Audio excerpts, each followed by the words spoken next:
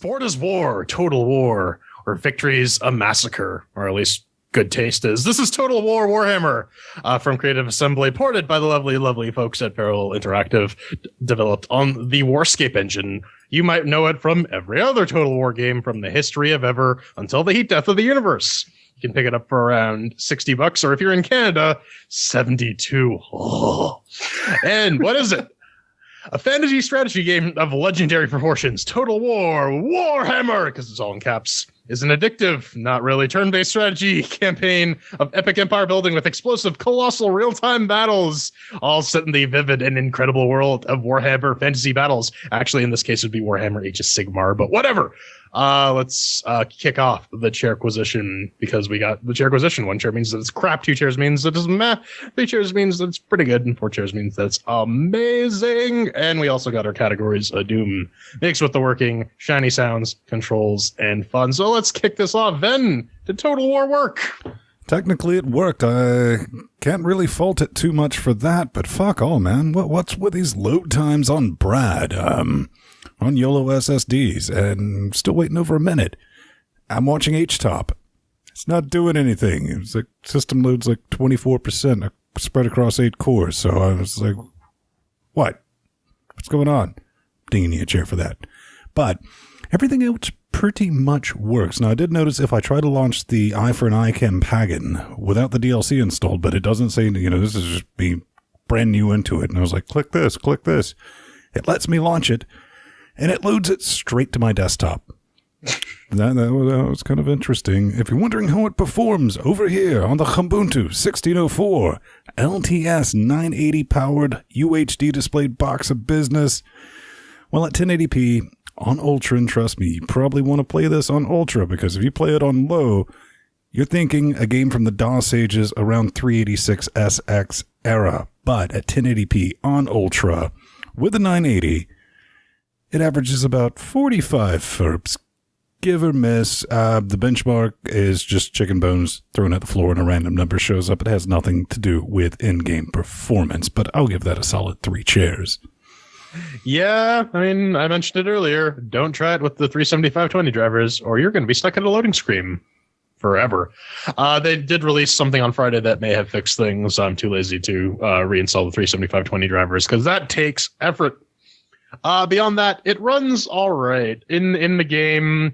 At Ultra at 1080, I'm seeing it's hovering around 60, but then it will dip, and then it'll go back to 60, and then it will dip again. So I'm not sure what that actually is. We also, and at UHD, it goes at about 30 frames a second, but that is to be expected with most Feral ports. So, one other point of order, I tried to install the White Dwarf DLC, and it failed, and it would not install a bunch of the DLC. So, I will ding it a chair for that. It gets 3. Yeah, I actually did try with the 37520 drivers before I reverted back to the 37510, and it worked. The loading times, like Ven already mentioned, seemed a bit excessive, but I guess they do have to render all those units if you're one of those people who plays real-time strategy games with the camera zoomed all the way in. Now, I did try the benchmark on my end with the 37520 drivers. On the high preset, it would average about 132 FERPs. And on Ultra at 1080p with the FX 8370E and the GTX 1080, I got about 56-ish.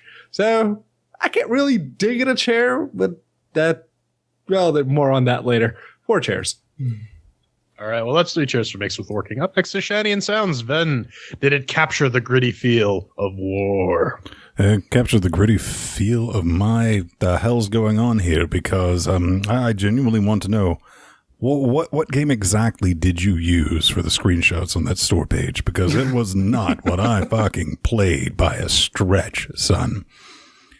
But, this is Total War. He's like, this is going to be better. This is going to be great. I psyched myself up for this. Buy the screenshots on their page, on the Steam stores, which is a lot of bullshit conceptual art. There's like 3 screenshots in that entire carousel, and they're very choice screenshots, mind you.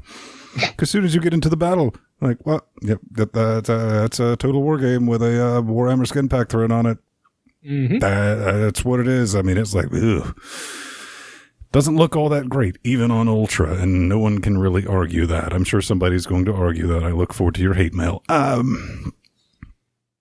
The overworld stuff, the turn-based strategy bits, that looks okay. That kind of does look what it looks like in the screenshots, but unfortunately for me, that's turn-based strategy, so I want to spend as little time in that segment as humanly possible. It does have sounds. Didn't pay much attention to them. Now, let me rephrase that.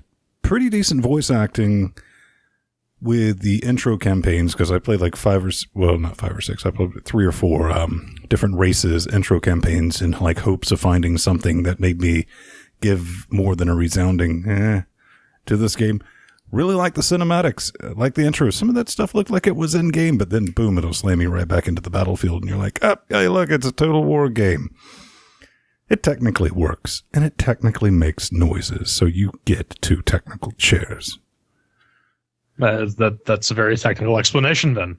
The juxtaposition between the cinematics and the gameplay are super jarring. Even at the hero selection screen, you get these beautifully rendered portraits of like the various heroes that you can select to be your main guy. And then you click on them, you get into the game, and they're all like crappy little Total War units. It's kind of messed up. The soundtrack and voice acting is there, but aside from, like Ben said, the announcer guy, it's fairly generic. The announcer guy, I mean, for playing an evil wizard, it's got to be really fun as an actor because you just get to go nuts and be crazy and whatnot. But visually, it's just kind of middle of the road.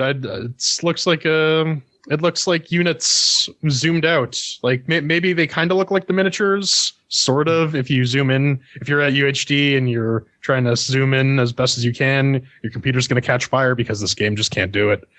I will say, like Ben mentioned, the overworld background is pretty nice. It gives you it reminds me a lot of Civilization, actually. But all the cluttered UI really takes away from it. There's so many menus and panes, and you're going to have the game. We'll get to that later, but the game rules are essential because I have no idea what the hell any of these symbols mean, and I'm constantly referencing it. And I have about 5 or 6 windows open, which really, really detracts from the beauty of the thing. So yeah, it gets 2 chairs. It's serviceable, but not fantastic. Yeah, it really does look like your standard fantasy real-time strategy type deal without any of the charm. The sounds are there, but there's really not much of a purpose other than to try and create some atmosphere. And granted, the announcer does do that, but maybe it's just me and my unquestioned hate for real-time strategy games. It doesn't really do it for me. I guess it's good to have sound if you play the game long enough so you can identify the troops you're selecting by just what they shout out the moment you select them. But even the aesthetics, I am not blown away. Nowhere near that. Regular Warhammer is definitely not as compelling as 40k because 40k has all the interesting stuff and all the spacefaring stuff. But there is one sticking point, which is tearing. There is a lot of screen tearing in this game. It's more evident in some maps than others, but if you don't like tearing, the only chance you have is to turn on VSync and play the game locked at 60 FPS. And then just pray that the performance doesn't tank, because if it does, then you'll be playing it at 30, and that's a problem. So for me, it gets 2 chairs. All right, well, that's 2 chairs for Shiny and Sounds. Up next is the controls, Ben. I know you love real-time strategy controls, so why don't you dive right in there? Hey, man, there's really nothing to report from the front here in Vinland. It's WASD. You can't really screw that up, and if you've managed to screw that up, you are a special development company. I can't say they haven't. I've never had a problem with the way Total War controlled. Logically laid out, but every now and then I do have that realization when I misclick something or hold down a middle click while holding home key and the left directional arrow on the number pad accidentally, and it shows me a new configuration. I was like, man, I'll never reproduce that. If I got to be picky, which I think this was a particularly stupid choice, is for panning your camera while you're on the battle zone is holding down middle click on your gerbil. I was like, okay, all right, I can get used to this. I don't like this, but I'm not going to mess with it. Then you go to your overworld map where it turns into its own whack job turn-based strategy game. Then you pan with Q and E, like a sane game. Just like, I'll get more into this in the fun section. There's 2 different games here, but as far as the controls, 4 all the way. All right. They threw me for a loop when they ditched the traditional like Control 1 or Control F1 thing to group your units, and for some more intuitive ones where you click on units and then you hit Control G. Except that doesn't work all the time, because once you start taking unit losses, your groups will fall apart and it's impossible to get them back together because the UI will fight you every step of the way. No, I want these guys to group up. Oh, you want all of these guys to group up? No, these 2 unit stacks. Oh, you mean all of these unit stacks in this type? Oh, it's kind of miserable. I used to play StarCraft back in the day with the keyboard mouse, or with the just mouse clicky things, and I lost a lot. So I've learned from that when I'm doing RTSs here and actually try to learn all the hotkeys. And oh my god, there are a lot of them that the other thing that really sticks out to me is the camera control in the battle mode is really painful. I can never find a camera angle that I like, and the UI doesn't help with that much either. So I'm going to give that 3 chairs. Well, the default camera controls this time around were actually set to WASD instead of the directional arrows like they usually are. But thankfully, they did include the option to reassign control, so I just changed that. That was like the very first thing I did with the game. But yeah, no, from what I played of the game, which admittedly was not a lot, I can't really seem to find anything to think of a chair, so 4. All right, that's 3 chairs for control. Let's wrap this up. Ben, did you have fun playing Total War, Warhammer 40K, the Warhammering? How can anyone not have an absolute blast for a 59.99 wet stinky cash game with 6304 of DLC? Right. Well, don't think multiplayer is going to save it, because that's a fuck-mothering ghost town. Now, I did mention, as I do, I played several of the opening campaigns with different factions, only to get lost in new and unique ways. And granted, I'm not the type for the hand-holding that we see in modern games. Like Deus Ex was a good example. I was like, Deus Ex, what? Shut up and let me play the damn game. This doesn't even really throw you a bone. It was like, hey, this is how you select troops. Have at, you got it. You can select troops now. Go figure the rest out. And I could already hear the hate mail coming in. But Vin, you can learn about the advanced troop movements by reading Chapter 5, Section 14, Subsection C in the manual, and it's right there, man. I'm like, well, that's kind of the problem, Brad. I don't have that kind of time. And I did kind of allude to, you were dealing with 2 very, very different games in one. One looks really good. It's the turn-based strategy bit that I absolutely loathe and do not know how to play. Multiplayer does work. Jordan and I hooked up the other night, and after that, we decided to play some multiplayer. And it looks good. Still have no idea what I'm doing. I can click on things and it's like, go do this thing. And it will clearly say, hey, if you right click, you can attack this. And I do that and it doesn't do that because apparently I need to do something else. No idea about that. But your main type is your real-time strategy. That's what Total War is known for. And it's painfully slow-paced and needlessly complex. And the other one is just a turn-based strategy spreadsheet simulator with so many menus that, I'm not a clever man, and this game proves it in spades. So, at the end of the day, what you end up with is something that Total War fans did not like because, this game has dumbed down the mechanics of Total War. And Warhammer fans disliked it because, it's a Total War game, and there's a lot to dislike if you don't like Total War. I completely agree.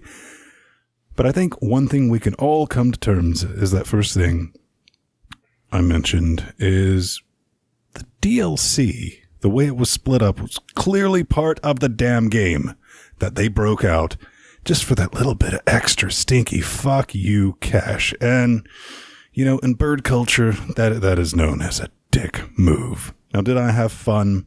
No. Did I try to have fun? Yes. to a point of failure. It's like, make it work. Have fun. Jordan, show me. Learn, how do we do this overworld turn-based? It's like, I don't care. All right, Jordan. We got to quit. I'm done. I'm out. Nay, one share. Yeah, as Ben pointed out, you play a video game version of Warhammer, so you don't have to read tome after tome after tome of Age of Sigmar army nonsense. And believe me, the amount of text in the manual here would make a Age of Sigmar army book blush. Make no mistake, there is a lot to do in the game. From the overworld perspective, they give you a lot of options, including military, diplomacy, terrorism, and the like.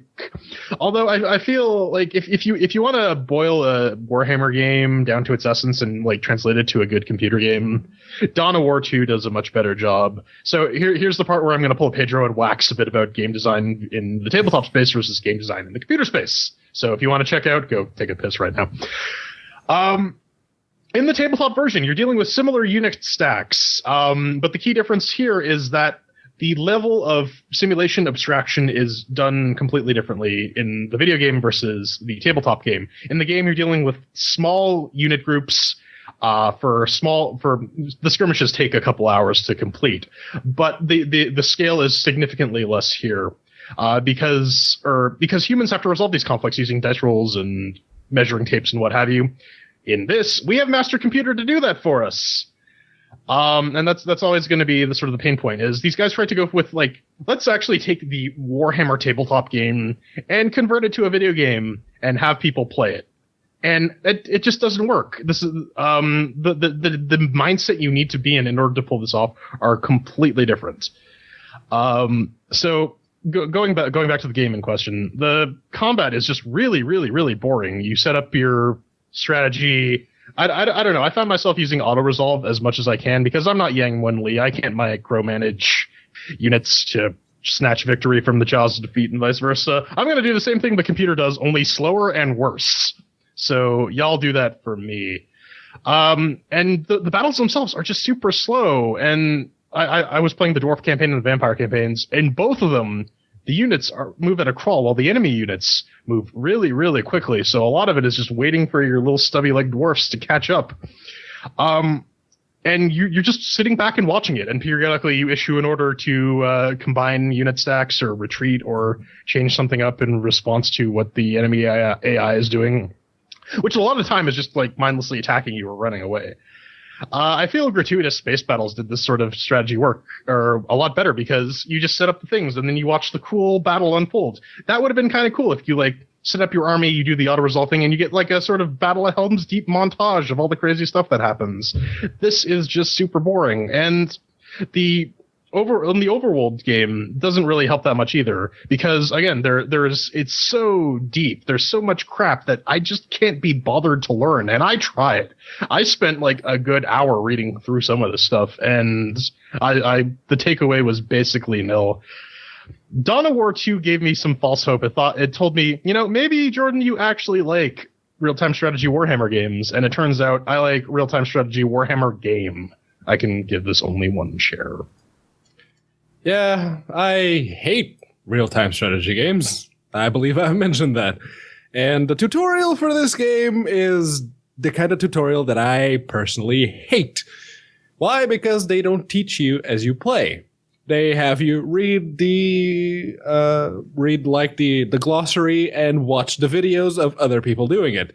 I believe I've made this exact point when we threw chairs at Total War 2 back a couple of months ago, and that it's still the exact same bullshit. So no.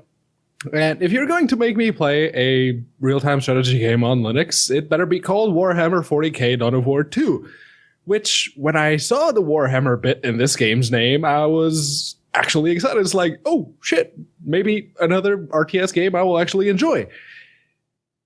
But then I started playing and I realized that this is a Total War game first and foremost, and the Warhammer bit is, like Ven already mentioned, just there for the sake of the characters, skins, and some of the environments, and provide a bit of background lore as to why some orcs are fighting some dwarves. Now, if that description sounds like it could work with any and all fantasy settings, that's because it could, Brad. It really could. Now, Total War games are perhaps the single most unimaginative series of strategy games out there, and regular Warhammer is kind of the same thing, but for fantasy. I like the 40k. Hell, I'll take the 40k Space Marines any day of the fucking week over this. And even though I do like my turn-based games, I've grown to hate 4X games and the whole turn-based thing and the 4X over-the-top map type game that they kind of want you to play with some of the missions. No. This is the perfect example of a video game that I'd be much happier not playing, and the fans of the genre would also be much happier if I didn't play it. One chair. All right, well, that's one chair for the fun section. Tallies up to be 2 chairs for Total War Warhammer. So, final thoughts, gentlemen. Well, wait, wake up then. We got a podcast we need to do. Yeah, no. Yeah, I mean, like this will appeal to like the hardcore military simulation types, but I feel they've taken the simulation element of this game a little too far to the point where it's really boring and it's not a very engaging game. So if you're one of those people who obsesses over military history and likes to be the Grand Commander, then this game might appeal to you. It does not appeal to me. So